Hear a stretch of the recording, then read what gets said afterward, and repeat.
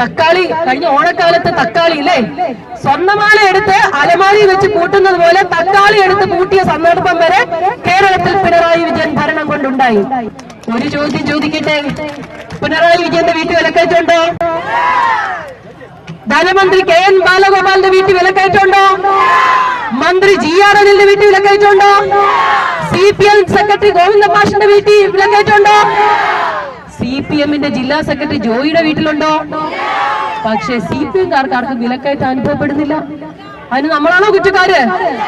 ഈ നാടിനെ കട്ടുമുടിച്ചുകൊണ്ട്, നാട്ടാരെ കബളിപ്പിച്ചുകൊണ്ട് സ്വർണം കടത്ത്, ഡോളർ കടത്ത്, ഇല്ലേ, എല്ലാ ഈന്തപ്പഴം കടത്ത്, മാസപ്പടി, ഇങ്ങനെ ഇങ്ങനെ ഇങ്ങനെ എല്ലായിടത്തും അഴിമതി നടത്തി CPM നേതാക്കന്മാരൊക്കെ ഇങ്ങനെ തടിച്ചു കൊഴുക്കുമ്പോ നമ്മളെപ്പോലുള്ള സാധാരണ വീട്ടമ്മമാർ ജീവിതത്തിന്റെ രണ്ടറ്റം കൂട്ടിമുട്ടിക്കുവാൻ കഴിയാതെ പെടാപ്പാട് പെടുകയാണ്.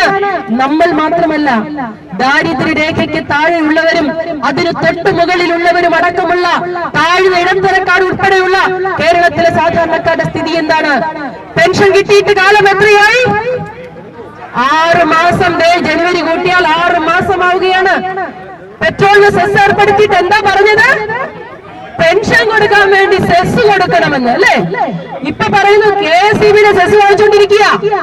ഈ KSEB വൈദ്യുതി ചാർജിന്റെ വില ഈ സർക്കാർ അധികാരത്തിൽ വന്നതിന് ശേഷം നിരവധി തവണ കൂട്ടി എന്ന് മാത്രമല്ല, സർചാർജ് ഏർപ്പെടുത്തിക്കൊണ്ട് നമ്മളെ ശ്വാസം മുട്ടിച്ചു നോക്കാൻ. ഈ കൊടും വെയിലത്തൊരു ഫാൻ ഇടാൻ പോലും ബുദ്ധിമുട്ടാ. കാരണം കറണ്ട് ബില്ല് കുതിച്ചുയരുക റോക്കറ്റ് പോലെ. അതുപോലെ തന്നെയാണ് സാധനങ്ങളുടെ വിലക്കയറ്റം. UDF സർക്കാർ, ഉമ്മൻചാണ്ടിയുടെ സർക്കാർ കേരളത്തിൽ അധികാരത്തിൽ നിന്ന് പുറത്തു പോകുമ്പോ ഞാൻ ഉൾപ്പെടെയുള്ള വീട്ടമ്മമാർ 1 കിലോ അരിക്ക് 24-25 രൂപയ്ക്ക് വാങ്ങിയിരുന്നെങ്കിൽ ഇന്ന് രൂപ 50 എണ്ണി കൊടുത്താൽ പോലും ചിലപ്പോൾ കിട്ടുന്നില്ല.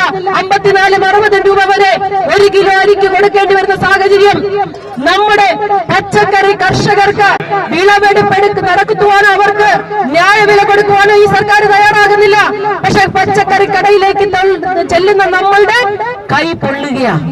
എല്ലാത്തിനും വില, എല്ലാ സാധനങ്ങൾക്കും വില. ഞാനൊക്കെ ആദ്യം ഉള്ളി പൊളിച്ച് പഠിച്ച സമയമുണ്ട്.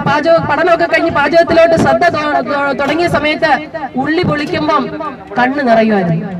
കുറച്ച് സ്ഥിരതായിരുന്നു. ഇപ്പൊ പിന്നെ അത്ര ഇല്ല കേട്ടോ, എന്നും ചെയ്യുന്നോണ്ടായിരിക്കാം.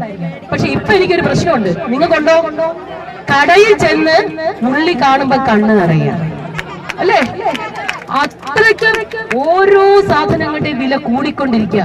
തക്കാളി കഴിഞ്ഞ ഓണക്കാലത്ത് തക്കാളി ഇല്ലേ, സ്വർണ്ണമാല എടുത്ത് അലമാരി വെച്ച് പൂട്ടുന്നത് പോലെ തക്കാളി എടുത്ത് പൂട്ടിയ സന്ദർഭം വരെ കേരളത്തിൽ പിണറായി വിജയൻ ഭരണം കൊണ്ടുണ്ടായി.